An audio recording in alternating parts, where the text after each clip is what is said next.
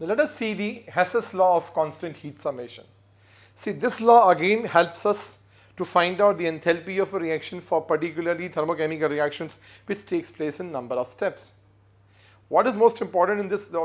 Let me give you the statement of the law. It states that the total enthalpy of a reaction remains constant whether it is allowed to take place in a single step or in multiple steps.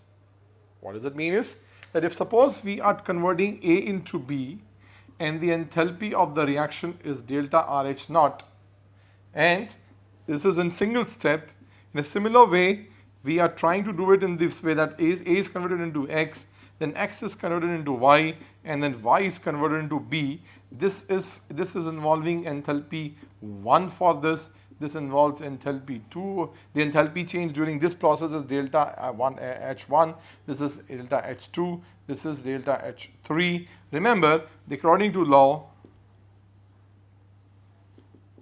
to Hess's law, this enthalpy of reaction is the summation of the first enthalpy, second enthalpy, and third enthalpy.